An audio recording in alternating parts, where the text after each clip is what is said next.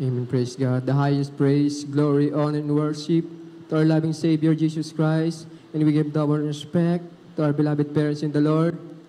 And we cherish and blessing the preachings of our dearly beloved Pastor Willie Estrada Almeida and beloved Assistant Pastor Lina C. Almeida.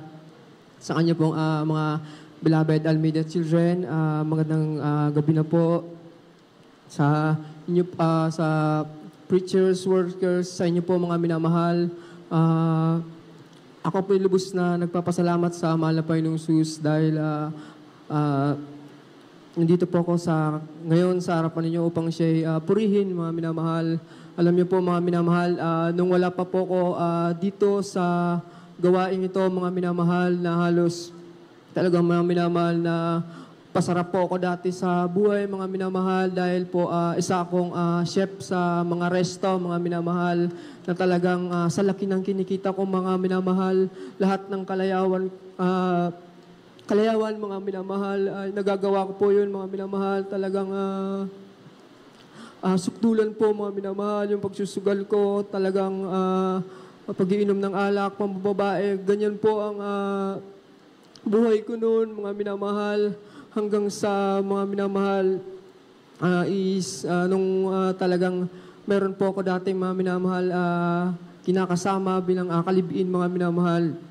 Dati po mga minamahal nung naghiwalay kami, mga minamahal, talagang nagkaroon po ko ng depression, mga minamahal, na halos umabot po, mga minamahal, sa 3 times po ako, mga minamahal, nag-attempt po suicide, mga minamahal. Alam niyo po, mga minamahal, first attempt ko po is talagang may bumubulong na sa akin, mga minamahal. Talagang parang yung buhay ko nun, mga minamahal, parang walang-wala na, mga minamahal, na talagang first attempt ko, mga minamahal, is nakamotor po ako noon. Sinalubong ko po yung isang napakalaking truck na yan, mga minamahal, na sabi ko noon na para hindi ko na po maramdaman yung sakit, mga minamahal. Alam niyo po, nung sinalubong ko yung malaking truck na yan, mga minamahal, pumikit na lang po ko noon na sabi ko talagang para bawiin na yung buhay ko. Alam niyo po, mga minamahal, nagtataka po ko na sabi ko, ba't ang tagal kong masagasaan?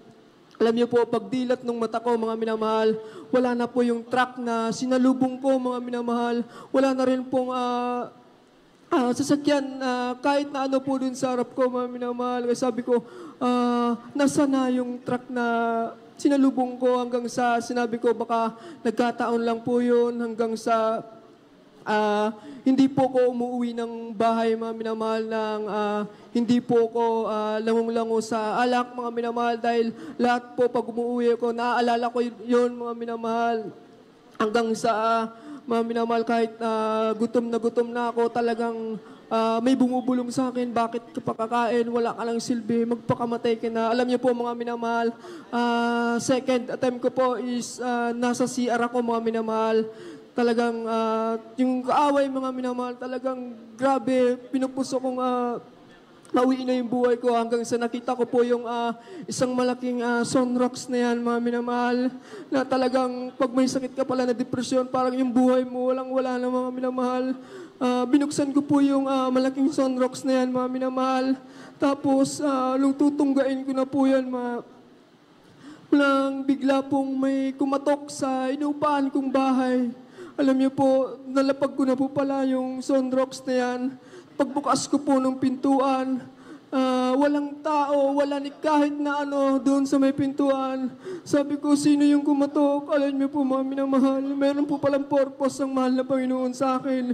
Siguro kung nainom ko yun, mga minamahal, siguro na nasa karagat-dagatang apoy na ako, mga minamahal.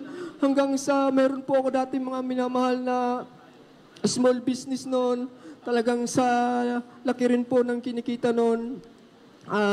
Dahil nga po sa nagka-depress ako, mga minamahal, lahat po ng kinikita noon, pati pupuhunan, talagang inuubos ko lang po sa kalayawan, mga minamahal, hanggang sa nagkautang-utang na rin po ako ng halos umabot po ng 100,000, mga minamahal. Talagang Hindi ko na talaga kaya mga minamahal hanggang sa pati po yung trabaho ko na yan, na pagiging chef, pati po yung bahay. Talagang hindi na po ako bayad mga minamahal. Pinapalayas na po ako nun sa inuupahan kong bahay, pati sa trabaho ko mga minamahal. Dahil nga po, hindi ko na yan magampanan. Doon po ako talagang sabi ko, itong third attempt ko, pag hindi ako namatay, uulit-ulitin ko kasi wala na mga minamahal. Sabi ko, saan na ako kukuha ng pambayad ko mga minamahal? Hanggang sa mayroon po akong friend mga minamahal na yung naghayo po dito sa Jesus Miracle Crusade. Naging friend ko po siya sa Facebook mga minamahal dahil naging kapitbahay ko po siya. Alam niyo po mga minamahal, nakita ko po yung post niya tungkol sa pangangaral ng ating minamahal na pastor. Alam niyo po mga minamahal, na heart ko lang po yan. Hanggang sa nagkamustahan kami mga minamahal. Sabi ko sa kanya, baka ito na yung last na pag-uusap natin dahil sabi ko, sukong-suko na po ako. Dahil nga po, lubog na ako, talagang may depressed na ako mga minamahal. Alam niyo po, ang sabi niya sa akin, baka ito na yung time para ikaw naman yung sumuko sa mahal na Panginoong Hesus. Alam niyo po mga minamahal, sabi ko sa sarili ko nun, sa bagay, sabi ko, wala naman mawawala kung susubukan ko. Kung talagang wala akong makitang kagalingan dyan, dito sa Jesus, dito sa congregation natin, mga minamahal, talagang itutuloy ko na yung pagpapakamatay ko. Alam niyo mga minamahal, pumupunta pa ako sa dati kong mga kinagis ng congregation na yan, mga minamahal.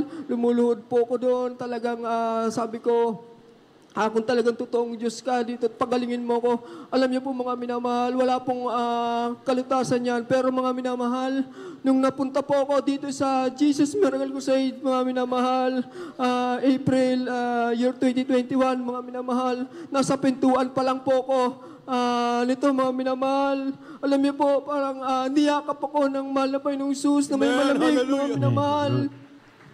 Hanggang sa iyak ako, hindi po ko iyakin mga minamahal nung talagang naririnig ko yung awitan na akala ko sa akin lahat po tama mga minamahal. Talagang iyak ako ng iyak mga minamahal hanggang sa bautismo po ko sa tubig sa ating pangalang ng pinakamamahal na Panginoong Hesus. Alam niyo po mga minamahal, sa patuloy ko pong pagdalo, yung sakit ko po mga minamahal na depresyon na halos nag-attempt ako magsisab. Pinalitan po ng mahal na Panginoong Hesus ng kapayapaan ng puso't isipan, mga minamahal. Hallelujah. Kung hindi ko po nakilala itong mahal na Panginoon dito sa Jesus Miracle Crusade, mga minamahal, dahil naabot ako ng panalangin ng ating mahal na pastor, nasaan na kaya ako? Hallelujah. Hanggang sa nagpapasalamat po ako sa mahal na Panginoong Hesus dahil sa patuloy ko pong pagdalo, mga minamahal, napunta po ako sa isang hayo group na yan, mga minamahal, sa Suluining Ministry, mga minamahal, na naghahayag ng kabutihan ng pinakamamahal na Panginoong Hesus. Alam niyo po mga minamahal, dati po talagang napakamahiyain ko kahit magpatotoo, mga minamahal, pero nung napunta po ako, mga minamahal, sa kahabagan ng mahal na Panginoong Hesus, binigyan niyo po ako ng lakas ng loob na para, dahil libre ko pong commit yung aking sakit na yan. Kaya libre ko rin pong pinapahayag na ang kabutihan ng pinakamamahal na Panginoong Hesus. Hallelujah. Kasi sino pong hindi maglingkod sa pinakamamahal na Panginoong Hesus? Hallelujah. Alam mo po mga minamahal, ngayon po sa patuloy ko rin po pagdalo mga minamahal, nabayaran ko po yung halos 100,000 na yan, mga minamahal. Nagkaroon na rin po ako ng motor na ginagamit ko sa trabaho, mga minamahal. Hallelujah. At mayroon din pong kapatiran na talagang pag naglilingkod ka sa mahal na Panginoong Hesus, sa kanya rin po ako nakatira, mga minamahal, na talagang napakabuti ng pinakamamahal na Panginoong Hesus. Dati mga minamahal, sabi ko, hindi na po ako mag-aasawa dahil sabi ko po, is yun nga po yung dahilan kung bakit kikitilin ko yung buhay ko, mga minamahal. Pero iba po pala pag nandito ka sa Jesus Miracle Crusade, mga minamahal, pag sinusunod mo ang kalooban ng mahal na Panginoong Hesus. Alam niyo po, mga minamahal, binigyan niyo po ako ng makakasama sa buhay, mga minamahal. Kaya sino pong hindi maglingkod sa pinakamamahal na Panginoong Hesus? Hallelujah. Kaya hanggang dito na lamang po. Kaya ang lahat ng kapurihan, pasasalamat, pagdadakila ay tayo sa ating pinakamamahal na Panginoong Hesus po lamang. Amen. Amen. Hallelujah. Praise the Lord. Puri po ang ating pong